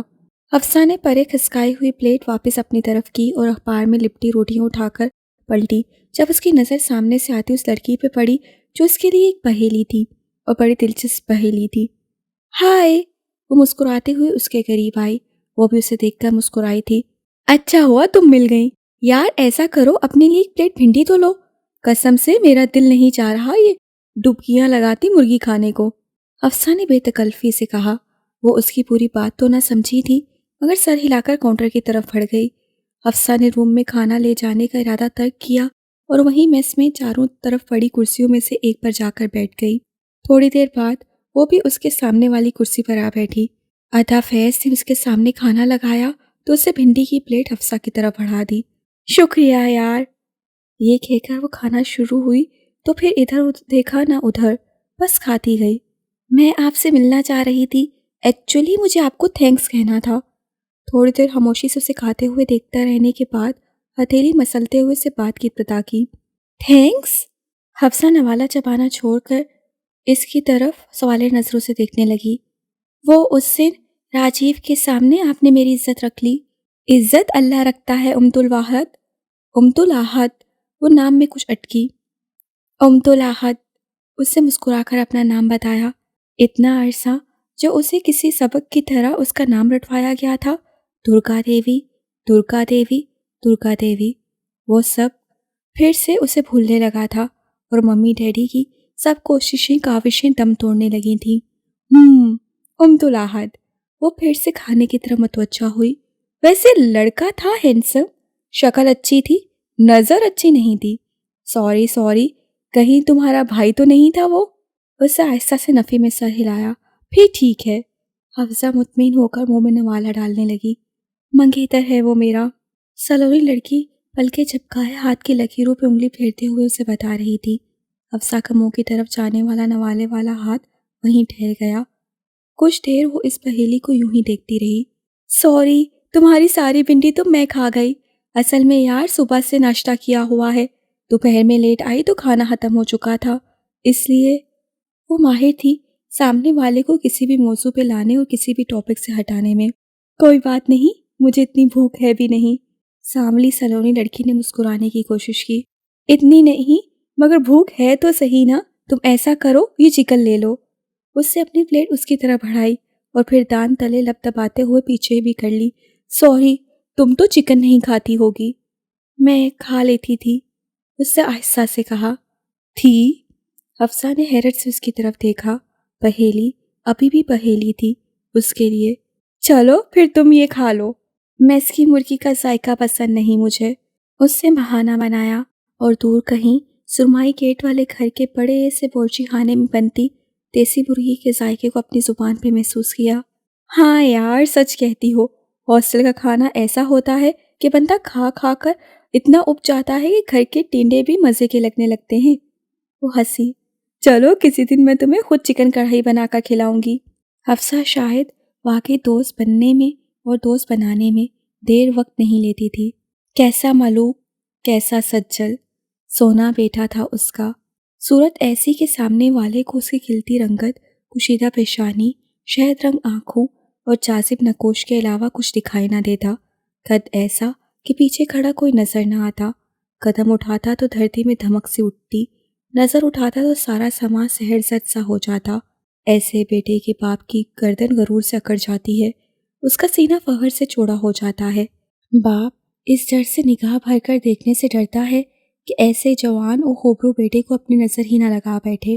پر کس قدر نفرت، کیسی شدید نفرت سے ہاتھ جھٹکا تھا اس کے باپ نے اس پہ ایک نگاہ تک نہ ڈالی تھی، اور اپنے دھورے ہوتے جسم پہ کوٹھیوں کا وہ بوجھ اٹھا کر چل دیا تھا جس کو اٹھانے کے لیے اس نے اپنا ہاتھ آگے بڑھایا تھا۔ اس کی ایک ٹانگ گوشت سے خالی تھی۔ پہلی بار رامو نے اس کی وہ ٹانگ تب دیکھی تھی جب وہ 4-5 برس کا تھا۔ ایک دن تھکا ہارا لالو دن چڑھے تک بے خبر سو رہا تھا اور اس کے پائنچے ٹخنوں سے اوپر کو اٹھتے ہوئے گھٹنوں تک چلے گئے تھے۔ رامو اس کی بائیں ٹانگ دیکھ کر خوفزدہ ہو گیا تھا۔ اس کی پنڈلی پہ گوشت نہیں تھا۔ وہ نہیں جانتا تھا کہ اس کی ران پہ بھی گوشت بہت کم ہے۔ جب لالو سو کر اٹھا تو اس سے باپ سے پوچھا تھا کہ اس کی ٹانگ ایسی کیوں ہے۔ جانے کیوں لالو نے اسے بہت مارا تھا، بہت گالیاں بھی دی تھیں۔ اسے لگا تھا کہ اس کا سوال باپ کو برا لگا، پھر آہستہ آہستہ سمجھ میں آنے لگا تھا کہ وہی باپ کو برا لگتا ہے، اور کیوں لگتا ہے اس کا جواب بھی کوئی راز نہ رہا تھا۔ وقت نے سب کچھ سمجھا دیا تھا۔ کبھی تو مجھے مارو ڈگرو کہے کا تو بابا، کبھی تو۔ اسے دور جاتے باپ کو زیر لب مخاطب کیا جو تکلیف و مشقت سے چل رہا تھا، مگر اس سے رامو کا احسان لینا قبول نہ کیا تھا۔ رام کوہلی اس کو جاتا دیکھتا رہا۔ آنکھوں کی نمی نے منظر دھندلا سا دیا تھا، پھر بھی گرتا پڑتا کاٹھیوں کی بوجھ سے دھورا ہوتا ہوا باپ نظر آ رہا تھا۔ ایسے کئی دیکھے اندیکھے بوجھ تھے جن کے تلے اس کے خاندان کا ہر فرد دبا تھا، پہلی سانس سے آخری سانس تک، اپنا آپ مٹا کر پچھلی نسلوں کے چڑھے قرض اتارنے اور اپنے لیے 2 وقت کی روٹی کرنے کے لیے کولوں کی بیل کی طرح جتے رہتے۔ ساری عمر بھروتی مکمل ادائیگی کی رسید کے لیے گزار دیتے، خود مٹی ہو جاتے، مٹی میں جا ملتے، مگر بھروتی نہ ملتی۔ کئی برس پہلے اس کا ماما اسے شہر نہ لے گیا ہوتا تو آج اس کے تن پہ ایسا مکمل اور صاف لباس نہ ہوتا، پاؤں میں نئے جوتے نہ ہوتے، چہرے پہ جوانی کا حسن نہ ہوتا، آنکھوں میں اتنی چمک نہ ہوتی، ہاتھ پیروں کی جلد اور ناخن اتنے صاف نہ ہوتے۔ اس کی ماں نے اپنا کلیجہ نہ کاٹا ہوتا تو وہ بھی ایسے کئی دیکھے اندیکھے بوجھوں تلے دبا ہوتا۔ اس کی ماں نے جدائی سہ کر اس کے لیے آزادی خریدی تھی، مگر کیا وہ آزاد تھا؟ ایک سوالیہ نشان اس کے سامنے ناچنے لگا۔ ایک گہرا سانس خارج کر کے اسے آسمان کی طرف دیکھا۔ آزاد تو یہ پنچھی تھے۔ انسان کبھی مکمل آزاد نہیں ہوتا، کبھی رشتے بیڑی بنتے ہیں کبھی فرض راہ روکتے ہیں، کبھی معاشرہ قید کرتا ہے اور کبھی محبت پنجولاں کرتی ہے۔ آخری بیڑی وہ ہے جو انسان ہنس کر اپنے پیروں میں خود باندھ ڈالتا ہے۔ وہ بھی مسکرا دیا۔ کھڑے کھڑے خواب دیکھتے ہو کیا؟ کسی نے اس کی آنکھوں کے سامنے اپنا ہاتھ نچایا۔ چوڑیاں کلائی سے کونی تک جو گریں تو بج اٹھی۔ اس سے چونک کا مخاطب کرنے والے کو دیکھا اور کوفت زدہ ہو کر اس کا حال حوال پوچھا اور جانے کے لیے قدم بڑھائے۔ رامو، تیرے کو میری سکھ نہیں لگتی؟ تمہیں میری یاد نہیں آتی؟ وہ جلدی سے اس کے سامنے آئی۔ رامو نے سنہری رنگت والی اس لڑکی کو دیکھا جس کے گال تمتما رہے تھے، پتہ نہیں دھوپ سے یا رامو کو دیکھ لینے کی خوشی سے۔ اسے اس لڑکی پہ ترس آیا، وہ بھی بڑی شادمانی سے محبت کی بیڑیاں پہنے بیٹھی تھی۔ میں وہاں اتنا مصروف ہوتا ہوں کہ کسی کو یاد کرنے کا وقت نہیں ہوتا میرے پاس۔ وہ اکھڑ یا مغرور نہیں تھا، مگر اس کے ساتھ نرم لہجے میں بات کرنے کا مطلب تھا اس کے خوابوں میں کچھ رنگ اور بھرنا۔ ہاں، ماسی کی سکھ بھی نہیں لگتی تیرے کو؟ اس سے حیرت سے منہ پہ ہاتھ رکھا۔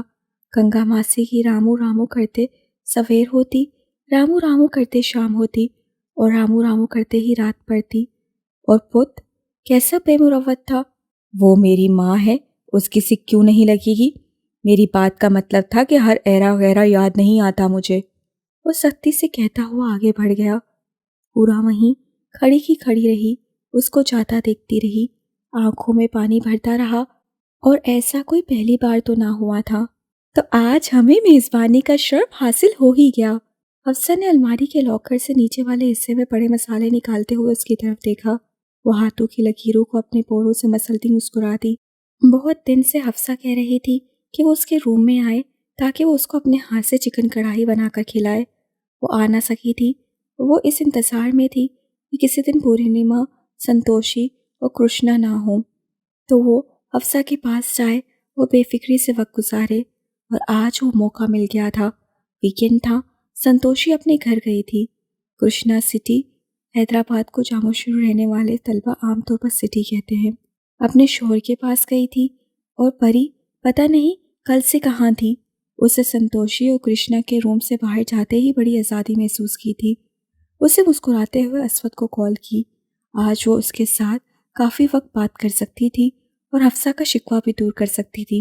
اسود اس ویکینڈ گھر گیا ہوا تھا۔ وہ اداس سی ہو گئی۔ کاش ماروی بھی اپنے ملیر جا سکتی۔ اس سرمائی گیٹ سے گزر کر اس بڑے صحن میں قدم رکھنے کا حق کیا صرف اسود کے پاس تھا؟ اداسی حد سے سوا ہونے لگی تو بیڈ پہ پڑی کتاب کھولنے لگی جب اس کی نظر الماری پہ لگے پوسٹر پہ گئی۔ 4 بازوؤں والی کالی ماں سرخ خون جیسے زبان نکالے ہوئے تھی۔ وہ گوڈس دیوی تھی۔ اسے یہ دیوی دیوتا ان سے جڑی کہانیاں بیزار کرتی تھیں۔ اس کے کانوں میں کوئی داستان پڑتی بھی تو وہ دوسرے کان سے نکال دیتی۔ اس بات پہ مندرا پھپھو بڑی پریشان رہتی تھی۔ اس کا موبائل بجا تھا، ممی تھی۔ وہ پوچھ رہی تھی کہ وہ ویکینڈ پہ گھر کیوں نہیں آئی۔ دل نہیں چاہ رہا تھا۔ اس کی صاف گوئی پہ ممی کچھ چپ سی ہوئی۔ جگدیش پوچھ رہا تھا تمہارا۔ آپ سے کیوں پوچھ رہا تھا؟ اس سے کہیں پری سے پوچھ لے۔ اس کے لہجے میں کڑواہٹ آئی۔ جن تعطیلات میں پورنیما سانگھڑ جاتی تھی ان میں اسے گھر لازم پہنچنے کا موقع ملتا تھا۔ جگدیش مہیشوری سے اسے ڈر ہوتا ہوگا کہ پیچھے سے اس کی بہن کسی سے ملتی نہ رہے یا کہیں بھاگ نہ جائے۔ پری کانٹیکٹ میں ہے کیا اس سے؟ بھولی ماں پوچھ رہی تھی۔ اسے پتہ نہیں کہ جگدیش شادی شدہ ہے؟ اسے جانے کیوں ہنسی آ گئی۔ ممی بھی نا کبھی کبھی روایتی ماں بن جاتی تھیں، جن کو لگتا تھا کہ لڑکیاں ہی ان کے خوبصورت، جوان، امیر و کبیر بیٹے کے پیچھے پڑی ہیں۔ ان کا اپنا بیٹا تو دودھ کا دھلا ہے۔ ممی سے بات کر کے اس سے وقت دیکھا اور حفصہ کے روم میں جانے کے لیے تیار ہونے لگی۔ رات والا شکنوں بھرا لباس تبدیل کیا، سیاہ رنگ کی ٹراؤزر شرٹ کے ساتھ سفید شال نما سٹول لیا، دوپٹی کی کولہا پوری چپل پہنی، بالوں کی ڈھیلی ڈالی سی چوٹی گوندی، اور ہلکے گلابی رنگ کی لپسٹک لگا کر آئینے میں اپنا جائزہ لیا، اور الماری کے سامنے سے ہٹنے لگی جب اس کی نظر پھر اس پوسٹر پہ پڑی تھی۔ وہ پوسٹر سے نظر ہٹا کر باہر نکل آئی، اپنا روم لاک کر کے بلاک سے باہر آئی۔ حفصہ کا روم دوسرے بلاک میں تھا۔ اس سے کمرے کے دروازے پہ دستک دی اور کمنٹ سن کر اندر داخل ہوئی۔ اندر حفصہ اور اس کی ایک روم میٹ غزل تھی۔ حفصہ اسے دیکھ کر پہلے حیران ہوئی اور پھر خوش۔ اس سے اسے کرسی پیش کر کے جلدی جلدی بیڈ کی چادر درست کی، اسٹڈی ٹیبل پہ کتابوں کے ساتھ پڑے پلیٹ اور کپ اٹھا کر کھڑکی کی پچھلی طرف بنی جگہ پہ رکھے اور پھر آئینے میں اپنا جائزہ لیتے ہوئے بڑبڑائی، صبح منہ تو دھو لیا تھا، کنگھی کون کرتا، چھٹی ہی تو تھی۔ جلدی سے کھڑے بالوں پہ ہاتھ پھیرتے ہوئے انہیں بٹھانے کی کوشش کرتے ہوئے اسے دیکھ کر بدقت مسکرائی، وہ بھی مسکرا دی۔ یہ ہندو ہے نا؟ غزل نے حفصہ کے کان میں سرگوشی کی۔ اس کا لہجہ عجیب تھا اور امتل کی طرف دیکھنے کا انداز بھی۔ حفصہ نے کوئی جواب نہیں دیا تھا۔ میں سمیرہ کے روم پہ جا رہی ہوں، رات وہیں رکوں گی۔ 2 کتابیں اور ایک رجسٹر اٹھاتے ہوئے غزل نے حفصہ کو اطلاع دی اور اس پہ پھر وہی عجیب سی نظر ڈالتی ہوئی چلی گئی۔ اس کے نکل جانے کے بعد دونوں نے سکون محسوس کیا۔ دونوں شاید ایسا ہی چاہتی تھیں۔ تم نمک مرچ ہلکی کھاتی ہو یا تیز؟ حفصہ کے سوال نے اسے چونکایا۔ ہر طرح کا کھا لیتی ہوں، ہاسٹل میں رہنے والا ہر طرح کا کھانے کا عادی ہو جاتا ہے۔ حفصہ ہنسی تو وہ بھی مسکرا دی۔ پھر دونوں نے ساتھ کھڑے ہو کر باتیں کرتے ہوئے چکن کڑھائی بنائی۔ حفصہ تو باتیں ہی کر رہی تھی، وہ سن رہی تھی اور مسکرا رہی تھی۔ بہت عرصے بعد وہ یوں مسکرانے لگی تھی۔ پہلے اسود یوں مسکرانے کی وجہ بنا اور اب حفصہ۔ کڑھائی تیار ہوئی تو حفصہ میز سے روٹیاں لے آئی اور پھر دسترخوان لگایا، کڑھائی والی دیچکی بیچ میں رکھی، ساتھ کولڈ ڈرنک اور دوسری طرف صرف پیاز کا سلاد۔ ہاسٹلرز کے لیے یہی بڑی عیاشی تھی۔ پہلا نوالہ لیتے ہوئے اس کا ہاتھ رکا۔ کتنے سال ہو گئے تھے گوشت اس کے منہ میں نہ گیا تھا۔ بڑا گوشت تو چلو کبھی بھی وہ کھاتی نہ تھی، مگر چکن اور مٹن کے ذائقے میں فرق بھول گیا تھا، یا شاید ذائقہ ہی بھول گیا تھا۔ اسی دم ماں کے ہاتھ کی بھنی ہوئی دیسی مرغی کا ذائقہ اس کی زبان پہ اترا تو نوالہ زبان تک لے جانا آسان ہوا، لیکن حلق سے اندر لے جانا آسان ثابت نہ ہوا۔ کیا ہوا؟ اچھا نہیں بنا؟ حفصہ نے غور سے اس کی طرف دیکھا۔ نہیں، اچھا بنا ہے۔ اسے جلدی سے نوالہ نکلنے کی کوشش کی اور حفصہ کا دل رکھنے کی بھی، ورنہ حقیقت تو یہ تھی کہ اس کی زبان، اس کے حلق اور شاید اس کے معدے کو بھی ابھی مشکل تھی اس ذائقے کو، اس کھانے کو قبول کرنے میں۔ حفصہ اس پہیلی جیسی لڑکی کو دیکھتی رہی جس کو کھانا مشکل لگ رہا تھا مگر اس کا دل رکھنے کو کھا رہی تھی۔ حفصہ اسے مشکل میں نہیں دیکھ سکی۔ اس سے اس کا ہاتھ تھام کر اسے روک دیا۔ چھوڑ دو، مت کھاؤ۔ اسے نظریں اٹھائیں، اس کی سیاہ آنکھیں پانیوں سے بھری ہوئی تھیں۔ ہم کچھ اور کھا لیں گے امتل، اسے نرمی سے کہا۔ آنکھوں میں پانی چھلکا اور اس کے گال بھگو گیا۔ چلو آلو کے چپس بناتے ہیں، ساتھ پکوڑے بھی۔ حفصہ نے نرمی سے اس کے گال صاف کیے اور اس کا ہاتھ تھام کر اٹھ کھڑی ہوئی۔ اس رات وہ لڑکی حفصہ شاہد کے لیے پہیلی نہیں رہی تھی۔ میں سننا چاہتی ہوں، میں جاننا چاہتی ہوں، ایک امتل احد درگا دیوی کیسے بنی؟ ٹوٹے تنے پہ بیٹھ کر آئس کریم کھاتے ہوئے حفصہ نے کہا تھا۔ اس سے حفصہ شاہد کی طرف دیکھا۔ اس کے دل نے کہا کہ سامنے بیٹھی یہ لڑکی کبھی اس کے دشمنوں میں سے نہیں ہو سکتی۔ اس کے سامنے وہ اپنے ہونٹوں پہ لگی مہر ہٹا سکتی ہے۔ ایک امتل احد کبھی درگا دیوی نہیں بنی حفصہ، ایک درگا دیوی امتل احد بنی تھی۔ میرواہ چودھری نگر سے 20-22 ایکڑ پرے بہنے والی وہ نہر تھی جو آج کل کی طرح کئی کئی ماہ پیاسی نہ رہتی تھی، بلکہ ان دنوں تقریباً پورا سال حدبی سیراب رہتی اور ارد گرد کے پاسیوں، زمینوں، مویشیوں اور دیگر جانوروں کی پیاس بھی دل کھول کر بجھاتی تھی۔ دریاؤں کی سی روانی کے ساتھ بہتی اسی کی لہروں نے ایک چمکیلی صبح کو 4.25 سال کی بچی کو اچھالا اور رحیمہ احمد کی گود میں ڈال دیا۔ رحیمہ احمد جن کی گود شادی کے 16 سال بعد بھی سونی تھی، حالانکہ اسی گود میں انہوں نے اپنی دیوروں نندوں کے بچے کلمہ سناتے ہوئے، لوریاں دیتے ہوئے تھپک تھپک کر سلائے تھے، لیکن جب ان کی مائیں ان کی گود یا پہلو سے اپنا سویا ہوا بچہ اٹھا کر لے جاتی تو ان کے دل پر کیا بیتتی ان کا رب جانتا تھا، اور وہ خود یا چودھری احمد یعقوب ان کے دکھ سکھ کے ساتھی۔ یوں تو بہت پیار کرنے والا، بے حد خیال رکھنے والا ہم سفر سنگ تھا، ہر نعمت میسر تھی، پھر وہ خود بھی صافرہ شاکرہ تھیں۔ پر عورت بھی کیا کرے جسے اپنا آپ مکمل ہی ماں بننے کے بعد لگتا ہے، ورنہ ایک ادھورے پن کا احساس اندر ہی اندر کچوکے لگاتا رہتا ہے، اور جب وہ بچی ان کی زندگی میں آئی تو یہ احساس کسی کونے خدرے میں جا کر منہ چھپا کر سو گیا۔ ایک صبح چودھری احمد یعقوب نے انہیں آ کر بتایا کہ انہیں نہر کے ایک کٹاؤ کے قریب جھاڑیوں میں اٹکی ہوئی ایک بچی نیم مردہ حالت میں ملی ہے، جسے وہ ڈسپینسری چھوڑ کر انہیں لینے آئے ہیں۔ تو وہ فوراً اپنی چادر اوڑھ کر اس بچی کو دیکھنے پہنچ گئیں۔ بچی کے جسم سے پانی خارج کر کے اسے طبی امداد دے دی گئی تھی۔ ابھی وہ بے ہوشی کے عالم میں تھی۔ اس کے نیلگوں جسم کو دیکھ کر ان کا دل لرز گیا۔ چودھری احمد یعقوب کے کہنے پہ وہ مومنہ کا ایک فراک ساتھ لائیں تھیں اور اسے پہنا دیا۔ ڈسپینسر نے بتایا کہ بچی کو کوئی نشہ آور شے کافی مقدار میں کھلائی گئی ہے۔ اس کا معدہ تو مکمل طور پر صاف کر دیا گیا تھا، لیکن جو اثر ہو چکا تھا وہ 8 گھنٹوں کے بعد ہی جا کر ختم ہوا۔ اس عرصہ میں رحیمہ احمد پل پل اس کی زندگی کے لیے دعا کو رہیں۔ 8 گھنٹے بعد جب اس نے آہستہ آہستہ آنکھیں کھولیں تو بسم اللہ کہہ کے فوراً اس کے اوپر جھکیں۔ وہ ننھی سی جان خالی نسوں سے ٹکر ٹکر ان کی صورت دیکھتی رہی۔ وہ میاں بیوی 1 گھنٹے بعد اسے گھر لے آئے۔ سب بچے اسے دیکھتے ہی اس کے ارد گرد اکٹھے ہو گئے۔ وہ سب کو یوں ہی دیکھتی رہی، خالی خالی نظروں سے۔ ہاں، چودھری سلیمان یعقوب پر نظر پڑتے ہی وہ خوفزدہ ہو گئی تھی اور رونے لگی تھی۔ رحیمہ احمد نے اسے اپنی گود میں لے کر تھپکا، مگر وہ روتی رہی جب تک چودھری سلیمان یعقوب اٹھ کر چلے نہ گئے۔ پھر روتے روتے ہی سو گئی تھی۔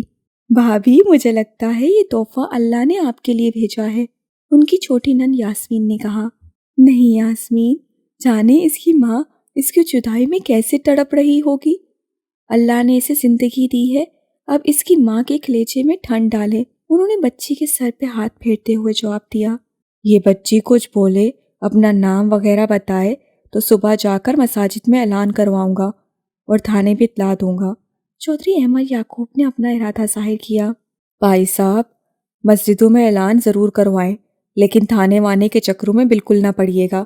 ان سے چھوٹے بھائی چودھری حیدر یعقوب نے مشورہ دیا، جس کی تاکید باقی بھائیوں نے بھی کی۔ چلو دیکھتے ہیں کیا حالات بنتے ہیں۔ رحیمہ، اب تو سو گئی ہے یہ، جب بھی اٹھے اسے کچھ کھلا پلا ضرور دینا، انہوں نے اٹھتے ہوئے کہا۔ اس رات رحیمہ احمد کا پہلو بھرا بھرا اور آباد رہا۔ وہ ان سے چمٹ کر گہری نیند سوئی رہی، جبکہ ان کی نیند بڑی کچی رہی۔ وہ چونک چونک کر اٹھتی، کتنی ہی دیر اسے دیکھتی رہتی اور پیار کر کے پھر آنکھیں موند لیتی۔ دل میں جو خواہش آہستہ آہستہ سر ابھارنے لگی تھی، اسے اور یاسمین کے لفظوں کو بھی ساتھ ساتھ تھپک تھپک کر سلانے کی کوشش کرتی، لیکن ان کی کچی نیند کی طرح بار بار وہ خواہش بھی بیدار ہو جاتی اور یاسمین کے الفاظ بھی انگڑائیاں لینے لگتے۔ رحیمہ احمد جھکی، لال دھکتے ہوئے تندور کی دیوار سے سرایت کے ساتھ روٹی چپکائی اور اپنا ہاتھ باہر نکالتے ہوئے سیدھی ہو گئیں۔ ماتھے پہ چمکتے قطروں کو دوپٹے کے پہلو سے پہنچتے ہوئے نگاہ ذہن میں دوڑتے بھاگتے بچوں پہ ڈالی۔ وہ ایک سفید رنگ کے چوزے کے پاس زمین کے پاس بیٹھی ہوئی تھی اور نہایت اشتیاق اور استجاب کے ساتھ اسے بادشاہ کی پلیٹ میں چونچ مارتے دیکھ رہی تھی۔ فاطمہ اس کے ساتھ بیٹھی اسے کچھ بتا رہی تھی۔ رحیمہ احمد نے مسکراتے ہوئے دوسرا پیڑا اٹھایا اور روٹی بنانے لگی۔ بچوں کے ساتھ اس کی جھجک کافی حد تک دور ہو گئی تھی۔ وہ بھی تو اس کا سایہ بنے ہوئے تھے۔ یاسر، اسود، ہمایوں، رباب اور فاطمہ آج اس کی وجہ سے اسکول بھی نہ گئے تھے اور اب ماؤں کی ڈانٹ کھانے کے باوجود تپتی دوپہر میں اسے لیے صحن میں موجود تھے، کیونکہ ان کی ننھی مہمان چوزوں کو دیکھ کر ہی تو چارپائی سے اتری تھی۔ رحیمہ احمد کی نگاہ بھٹک بھٹک اس کی طرف ہی جا رہی تھی۔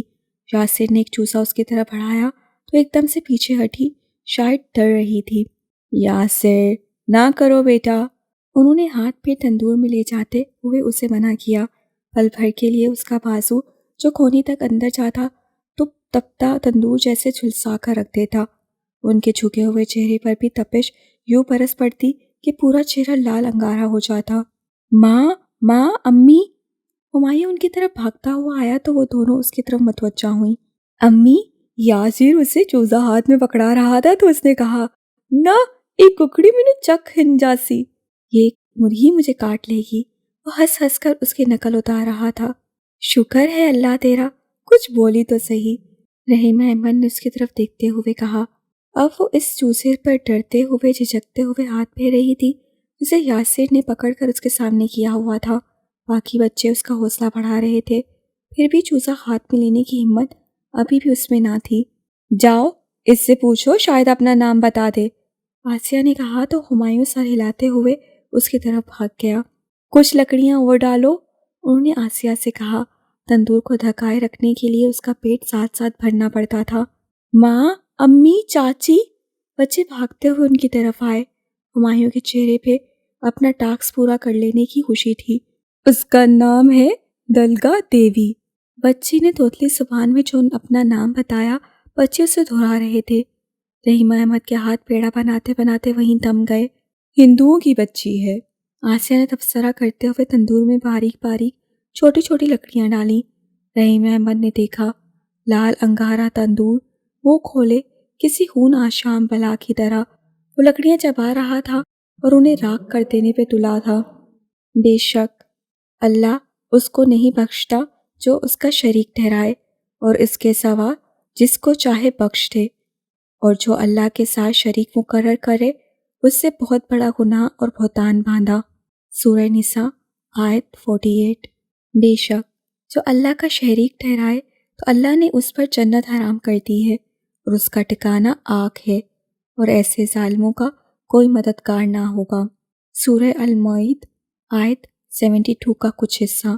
یقیناً اللہ غفور ہے اور رحیم بھی، اس کی بخشش، اس کی رحمتوں کا کوئی شمار نہیں۔ ہر ایک مشروق کو واضح لفظوں میں خبردار کر دیا گیا ہے کہ وہ نہیں بخشتا جائے گا، اس کا دائمی ٹھکانہ دوزخی ہوگا۔ رحیمہ احمد نے مضطرب ہو کر پہلو بدلا تو بچی کا معصوم سا چہرہ نگاہوں کے عین سامنے آ گیا۔ انہوں نے اس کی ایک ایک سلور نکوش کو اپنی انگلیوں کی پوروں سے چھوا۔ روزے محشر یہ چہرہ ایک مشرک کا چہرہ ہوگا، جنت جس پر حرام ہوگی۔ اپنے خیالات کو جھٹکتے ہوئے وہ نفی میں سر ہلاتے ہوئے اٹھ بیٹھی۔ آج کچی نیند نے بھی دغا دے دی اور پلکوں سے پرے ہو کے بیٹھ گئی۔ انہوں نے پھر اس پر نگاہیں ٹکا دیں۔ وہ گہری نیند سو رہی تھی، اس کے لبوں پہ دھیمی سی مسکان یوں سجی ہوئی تھی جیسے خوابوں ہی خوابوں میں جنت کے باغات کی سیر کر رہی ہو۔ کیا یہ معصوم سے پری باطل خداؤں کو مانتے ہوئے مر گزارے گی؟ پھر اس دائمی زندگی میں جہنم کے عذاب چکھے گی؟ نہیں، نہیں۔ تڑپ کر یہ گردن کرتے ہوئے اس پہ جھکیں، اس کو پیار کر کے پھر اس کے برابر لیٹ گئیں اور کروٹ پہ کروٹ بدلنے لگیں۔ وہ کوئی فجر سے گھنٹہ پہلے کا وقت تھا جب ان کی آنکھ پھر لگی۔ وہ ایک دھکتا ہوا لال انگارہ تندور تھا جس میں ایندھن ڈالا جا رہا تھا، مگر اس کا پیٹ تھا کہ بھرتا ہی نہ تھا۔ اب کہ اس کی بھوک مٹانے کے لیے جو لکڑی ڈالی گئی وہ لکڑی تو نہیں تھی۔ انہوں نے جھک کر اس میں جھانکا، وہ تو درگا دیوی تھی۔ نہیں، نہیں، وہ ہڑبڑا کر اٹھی۔ سارا دن جو سوچیں، جو خیال انہوں نے دماغ سے جھٹکنے کی کوشش کی تھی، وہ بھیانک خواب کی صورت سامنے آ گئے۔ ان کی سانسیں دکھنے کی مانند چل رہی تھیں۔ کیا ہوا رحیمہ؟ سامنے والے پلنگ پہ سوئے چودھری احمد یعقوب اٹھ کر بیٹھ گئے۔ وہ تیزی سے اپنے پلنگ سے اتر کر ان کے پلنگ کی طرف آئیں اور ان کے دونوں ہاتھ تھام لیے۔ میں اسے نار جہنم کا ایندھن نہیں بننے دوں گی۔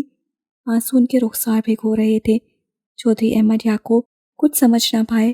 میں اسے نہیں جانے دوں گی، میں اسے نہیں جانے دوں گی۔ اب کہ وہ سمجھے تھے، انہوں نے اپنا دایاں ہاتھ ان کے ہاتھ سے چھڑا کر ان کے چہرے سے آنسو پونچھے۔ ایسا نہیں ہو سکتا رحیمہ، ہم کسی ماں کی گود خالی کیسے کر سکتے ہیں؟ ایک باپ سے اس کے جگر کا ٹکڑا کیسے چھین سکتے ہیں؟ میں کر لوں گی یہ ظلم، میں کر لوں گی۔ وہ تیزی سے سر ہلا رہی تھی۔ اسے اگلی دنیا کے عذاب سے بچانے کے لیے میں اس دنیا میں یہ جرم کر لوں گی۔ دیکھیں، ادھر دیکھیں، یہ تندور میں روٹی لگاتے ہوئے پرسوں میرا بازو اس سے ٹکرایا تھا۔ انہوں نے اپنا بازو سامنے کیا۔ دودھیا بازو پر لال نشان چمک رہا تھا۔ آپلا پھٹ چکا تھا اور نشان سیاہی میں بدل رہا تھا۔ اتنی تکلیف ہوئی تھی، اتنی کہ بتا نہیں سکتی۔ یہ بس اتنا سا حصہ، اس کا تو سارا بدن، وہ بھی ہمیشہ کے لیے نہیں، نہیں۔ آنسو اور ہچکیاں اپنا جملہ مکمل نہیں کرنے دے رہے تھے۔ یہ بے ربط ادھورے الفاظ سن کر بھی چودھری احمد یعقوب دہل گئے۔ یاسمین ٹھیک کہتی ہے، اسے اللہ نے ہماری جھولی میں ڈالا ہے۔ آج تک آپ نے جو کچھ بھی مجھے دیا، جو کچھ بھی میرے لیے کیا، اپنی مرضی سے، پر آج میں خود آپ سے کچھ مانگ رہی ہوں، کیا آپ میری یہ خواہش پوری نہیں کریں گے؟ وہ عورت چودھری احمد یعقوب کے سامنے تڑپ رہی تھی، مچل رہی تھی، پہلی بار کچھ مانگ رہی تھی جو ان کے لیے بہترین متاع تھی۔ وہ کیسے نہ مانتے؟ وہ درگا دیوی سے امت الاحد بن گئی، ایک دیوی سے ایک امتل۔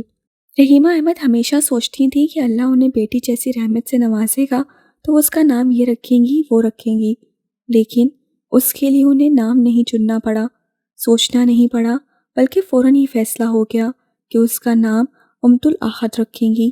آحد جو اس میں باری تعالیٰ ہے، جس کے معنی ہیں ایک، اکیلا، the one۔ امت الاحد یعنی ایک اللہ کی کنیز، ایک اللہ کو ماننے والی بندی۔ یوں توحید کا سبق اس کو دی جانے والی ہر پکار میں شامل ہو گیا۔ رحیمہ احمد اسے کلمہ طیبہ کی لوری دے کر سلاتی اور کلمہ شہادت کی ندا دے کر جگاتی۔ اس کے حافظے میں 4 پونے 4 سال تک کی جو یادیں تھیں وہ سال بھر تک اس کے ساتھ رہیں۔ کبھی وہ ماں یا کسی چچی کو ممی کہہ کر پکارتی، کبھی گوشت دیکھ کر کھانا کھانے سے انکار کر دیتی، اور چھوٹے چاچو سفیان کو تو اکثر وہ بھاؤ کہہ جاتی، اور سفیان کو اتنا اچھا لگتا کہ مستقل اس کا بھاؤ ہی بن گئے۔ پھر دھیرے دھیرے وہ یادیں اس کے ننھے ذہن سے محو ہوتی گئیں اور وہ اس گھر کے آج میں جینے لگی جہاں وہ ہر پل محبتوں اور چاہتوں کے پھوار میں بھیگتی۔ بس ایک آسیہ چچی تھی جن کا رویہ دھوپ چھاؤں سا تھا، کبھی مہربان اور کبھی حد درجہ سرد اور بے نیاز، اور ایک وہ چاچو سلیمان تھے جن سے اسے ڈر لگتا تھا۔ پھر آہستہ آہستہ یہ ڈر بھی ختم ہو گیا۔ وہ تو بہت اچھے تھے، کم بات کرتے تھے، جلدی غصہ بھی کرتے تھے، مگر اس پہ کبھی غصہ نہ کیا۔ آہستہ آہستہ اسے پتہ چلا کہ اسے ان سے ڈر نہیں لگتا تھا، بلکہ ان کی کالی گھنی مونچھوں سے ڈر لگتا تھا۔ رحیمہ احمد اور چودھری احمد یعقوب کے خاندان کے باعث افراد نے ان کے اس فیصلے کی مخالفت بھی کی تو چودھری احمد یعقوب نے سب کو سمجھا لیا، بس نہ سمجھا سکے تو اپنی بڑی بہن آپا فردوس کو، جن کا رویہ امت الاحد کے ساتھ بہت حقارت بھرا ہوتا۔ کوئی بیمار پڑ جاتا تو کہتی، ہندوؤں کی بچی رکھی ہے، بیماریاں تو رستہ دیکھیں گی۔ کبھی کوئی فصل اچھی نہ ہوتی تو بولتی، مشرکوں کی اولاد پال رہے ہو، برکت کہاں رہے گی۔ وہ کبھی بھی اسے اس گھر کے ایک فرد کی حیثیت سے قبول نہ کر پائیں، اپنے بچوں کو بھی اس کے ساتھ گھلنے ملنے، اس کے ساتھ کھیلنے سے منع کرتی۔ یہ اور بات کہ اس عمر میں بچے ایسی ہدایات سنتے اور مانتے کب ہیں۔ رحیمہ احمد حد المقدور کوشش کرتی کہ امت الاحد آپا فردوس کے سامنے کم ہی جائے، خواہ وہاں کی بدمزگی ہو جاتی اور بچی سہم سی جاتی، لیکن مشکل یہ تھی کہ وہ رہتی بھی تو دیوار پار تھی، اس لیے ہر وقت کا آنا جانا لگا رہتا۔ ایسی احتیاطیں، ایسی پیش بندیاں کہاں تک چلتی۔ آہستہ آہستہ امتل بھی ان کے سلوک کی عادی ہو گئی۔ رحیمہ احمد سادہ سی خاتون تھی، نیک نیت تھی، سلجھی طبیعت کی مالک تھی۔ وہ زیادہ پڑھی لکھی نہ تھی، لیکن جتنا علم تھا اتنا عمل بھی تھا۔ دو چہرے نہ رکھتی تھیں، ان کے نزدیک دین سادہ اور آسان تھا۔ جہاں اللہ اور اس کے رسول صلی اللہ علیہ وآلہ وسلم کا کوئی حکم پڑھ لیتی، ساتھی کے ساتھ اس پہ عمل پیرا ہو جاتی۔ عالمہ نہ تھی، مگر امتل کے لیے باریکی سے اسلام کا مطالعہ کیا اور انہی خطوط پر اس کی تربیت کرنے لگی۔ وہ اس معاملے میں اس کے ساتھ کوئی زبردستی نہ کرتی، بلکہ چھوٹی چھوٹی باتوں سے اور اپنے عمل سے بہت کچھ سکھا دیتی۔ ان کے گھر کا ماحول بھی سادہ اور مہذب تھا، بڑوں میں محبت اور یکجہتیت تھی، ایک دوسرے کا ادب و لحاظ تھا۔ دیورانی جیٹھانی میں کسی بات پہ کوئی رنجش ہو بھی جاتی تو اس وقتی ہفتگی کا دورانیہ چند گھنٹوں سے زیادہ نہ ہوتا۔ اگلے پہر پھر ایک ہی چارپائی پہ بیٹھ کر ساگ کاٹتے ہوئے، مٹر کے دانے نکالتے ہوئے، دوپٹے پہ بیل کاٹتے ہوئے یا اون سلائیوں میں الجھاتے ہوئے ایک دوسرے کے ساتھ باتوں میں یوں مگن ہوتی جیسے پچھلے پہر ان کی انبن تو کوئی خواب ہی تھا۔ بچے بھی ایسے کہ جن کا گزارا ایک دوسرے کے بغیر نہ ہوتا، اکٹھے کھیلنا، اسکول جانا، کھانا پینا، سب ایک ساتھ۔ ان کی ماؤں کے تعلقات آپس میں کیسے بھی ہو جاتے، ان کے تعلقات میں فرق نہ آتا۔ یہ بچے شرارتی تھے مگر بدتمیز ہرگز نہیں، اور اس کا تو خیال بھی بہت رکھتے تھے، اس لیے امتل کو ان کے بیچ اور ان کے دل میں جگہ بنانے میں بالکل وقت نہ لگا۔ یوں ہی بڑے سارے صحن میں ان کے ساتھ برف پانی کھیلتے، موٹر سائیکل پہ بابا کے پیچھے بیٹھ کر صحن کا چکر لیتے، چوسو اور لیلو کے پیچھے بھاگتے، بابا سے فرمائش کرتے، ماں کے بازو پہ سر رکھ کر پیارے نبی صلی اللہ علیہ وآلہ وسلم کی غایت طیبہ کے قصے سنتے ہوئے وہ بڑی ہوتی گئی۔ وقت اسی مستقل مزاجی کے ساتھ اپنی متوازن چال چلتا رہا۔ چودھری احمد یعقوب، رحیمہ احمد اور امت الاحد کی مثلث ایک مکمل کائنات بن گئی۔ چلو بابا چلو، بلاک کے اندر چلو، بہت رات ہو گئی، میں نے تالا لگانا ہے۔ ایک بلاک کی گرل کے پاس کھڑے قاسم بابا اپنی پاٹدار آواز میں لڑکیوں کو بلا رہے تھے۔ اوہو، یہ قاسم بابا بھی نا، اس وقت ہی انہیں ساری ڈیوٹی نبھانی یاد آتی ہے۔ حفصہ نے قاسم بابا کو گھورتے ہوئے اپنی گھڑی کی طرف دیکھا اور پھر ماتھے پہ ہاتھ مارا۔ 2 بج رہے تھے، وقت گزرنے کا احساس ہی نہ ہوا تھا۔ فضا میں ہلکی سی ہنکی تھی جو اب محسوس ہوئی تھی۔ چلو چلتے ہیں کمرے میں، تم آج میرے پاس ہی رک جاؤ، حفصہ نے کھڑے ہوتے ہوئے کہا۔ نہیں، شاید پری آ گئی ہوگی۔ وہ چاہنے کے باوجود حفصہ کے کمرے میں رک نہ سکتی تھی۔ پورنیما رات باہر کہاں گزارتی ہے، اس بات کے لیے وہ امتل کے سامنے جواب دہ نہیں تھی، مگر وہ رات کہاں رہی اس کے لیے پورنیما کو جواب نہ بھی دیتی تو بھی بھاؤ کو ثابت کرنا مشکل ہو جاتا کہ وہ رات ہاسٹل میں ہی تھی۔ اچھا چلو ٹھیک ہے، مگر دیکھو ہمیں پھر ملنا ہے، بلکہ کل ہی ملنا ہے، ابھی داستاں ادھوری ہے۔ امتل نے مسکرا کر سر اس بات میں ہلایا اور دونوں زینوں کی طرف آ گئی، لیکن حفصہ نے ان سے اترنے کی بجائے جہاں نسبتاً کم اونچائی تھی وہاں سے چھلانگ لگائی اور گرتے گرتے بچی۔ ایک تو اس لڑکی کو میں نے کبھی سکون میں نہیں دیکھا، نہ زبان کو سکون دیتی ہے نہ خود کو۔ قاسم بابا کی عزت افزائی پہ وہ کھلکھلا کر ہنسی اور آخری زینے پہ کھڑی امتل کی طرف آ گئی۔ سنو، اس نے اس کا ہاتھ تھام لیا۔ اب ہم اجنبی تو نہیں ہے نا؟ وہ ذرا سا مسکرائی۔ آدھی رات تک جاگتی ہو، صبح کو پڑھتی کیا حاک ہوگی؟ اب 4 لڑکیوں کا ایک ٹولہ قاسم بابا سے ڈانٹ سن رہا تھا، لیکن اثر کس کو ہونے والا تھا؟ اور تم بابا، دوسرے بلاک کی لڑکیاں، چلو اپنے اپنے بلاک میں نے کسی کا انتظار نہیں کرنا اور تالا لگا دینا ہے، پھر بھلے چیختی رہنا۔ لڑکیوں کو دھمکی ملی تو حفصہ اسے گڈ نائٹ کہتے ہوئے اپنے بلاک کی لڑکی کے ساتھ چل پڑی۔ اس سے اندر داخل ہونے سے پہلے پھر مڑ کر اس کی پشت پہ نظر ڈالی۔ اس نے کبھی کوئی دوست نہ بنائی تھی، اس سے کبھی اپنے لیے کسی نئے رشتے کی ضرورت محسوس نہ کی تھی، لیکن اس پرخلوص لڑکی سے مل کر اسے احساس ہو رہا تھا کہ ایک اچھا دوست زندگی میں کس قدر ضروری ہوتا ہے۔